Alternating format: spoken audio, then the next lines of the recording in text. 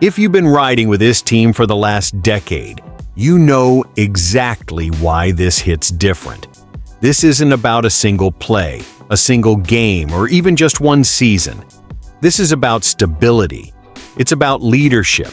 It's about the foundation that helped turn this franchise from a punchline into a legitimate contender. And something just shifted inside this organization.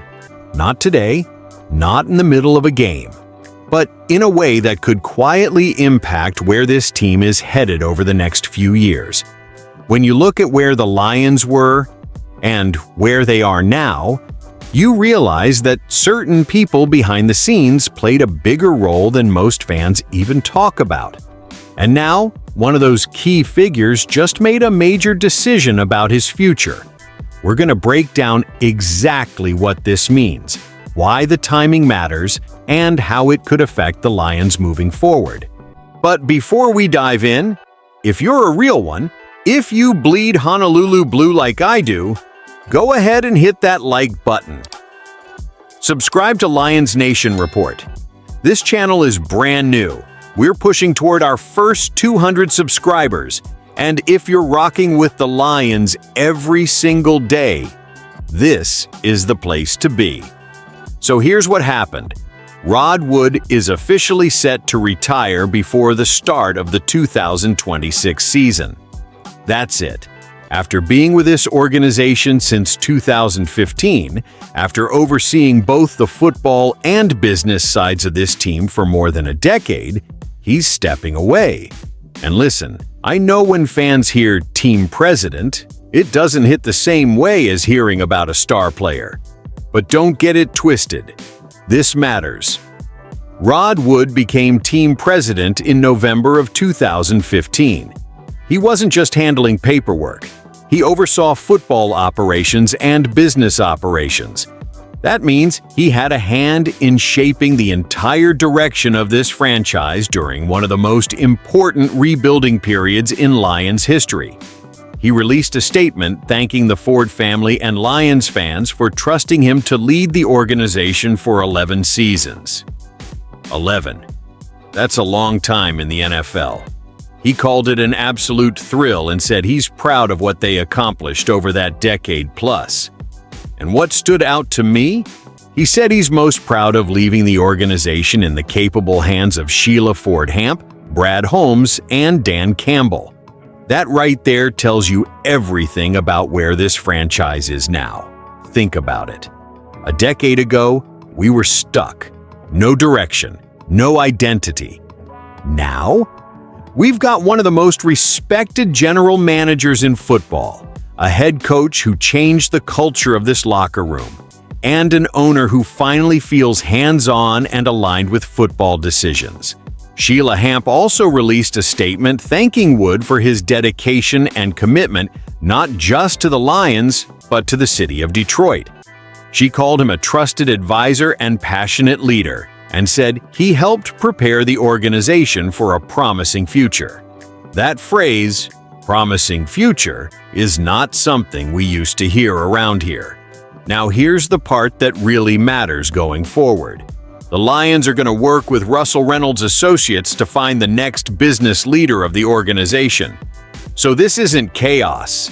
This isn't sudden instability. This is planned. He's not retiring tomorrow. He's stepping away before the 2026 season, which gives the organization time to find the right successor. And that's huge. Because when you're in a Super Bowl window, and yes, I'm saying it, you cannot afford front office dysfunction. Stability is everything. The reason this team feels different right now is alignment. Ownership, general manager, head coach, all pulling in the same direction. Wood stepping down doesn't necessarily break that, but replacing someone who has been overseeing operations for over a decade. That's not small. As a fan, I feel two things at once. One, gratitude. Because whether you loved every decision or not, he was part of the transition from old Lions to new Lions. Two, cautious curiosity. Because the next hire matters. A lot. You don't want someone coming in and shaking the foundation when this team is built to compete right now. Now let's pivot, because the second story today, that one has the fan base dreaming. The idea of the Lions trading for Maxx Crosby just refuses to die. And during Super Bowl week, it picked up serious traction.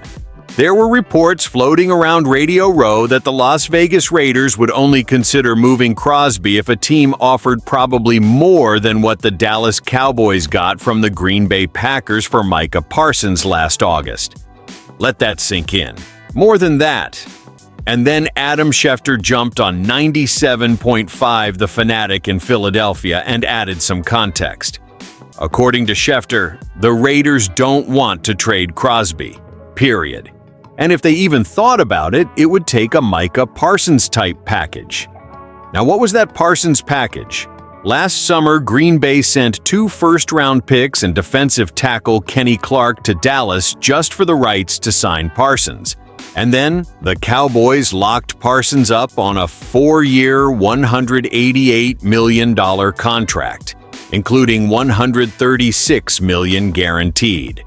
That's the benchmark. Crosby signed a 3-year, $106.5 million extension with the Raiders last offseason. He'll be 29 when the 2026 season begins. Parsons turns 27 this spring. Age matters, contract length matters, positional value matters. Front offices calculate all of it. And here's where it gets real for Detroit. Would the Lions even consider sending 2 first-round picks plus a premium player? Because that's what it would take. Names like Aleem McNeil or Jameson Williams would absolutely come up in those conversations. And I'm going to be honest with you.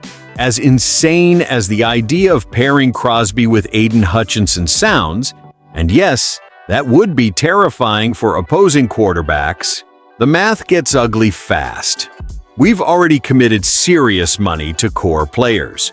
More extensions are coming. You start talking about absorbing Crosby's contract, giving up 2 first-rounders, and sending out a young contributor? That's not just aggressive, that's risky. Schefter didn't completely shut the door. He even admitted situations can change week to week. But everything right now points to the Raiders holding firm, and the price being sky high. As a fan, this feels like one of those dream scenarios you talk about with your buddies. Imagine Hutch and Crosby on the same line. Yeah, imagine it. It would be beautiful. But realistic? With this cap structure? With long-term planning in mind? It's hard to see Brad Holmes pulling that trigger unless something dramatic changes in Las Vegas. So here's where we are. One story reminds us how much organizational stability matters as we chase a championship. The other reminds us that not every blockbuster dream move fits the long-term plan. This team is in a Super Bowl window. That's real. The pressure is real. Expectations are real.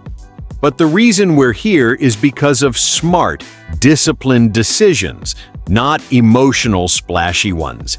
And as much as I'd love to see Crosby in Honolulu blue, I also trust the plan. That's where I stand. Now I want to hear from you. Would you give up 2 first-round picks and a player like McNeil or Jameson Williams for Crosby? Or are you riding with the core we built?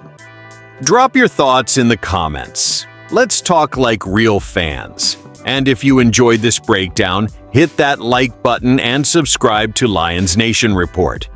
We're brand new, pushing toward our first 200 subscribers, and we're building a real Lions community here. No fluff, just passion and honest talk. We're in the window, Detroit. Let's see how we handle it.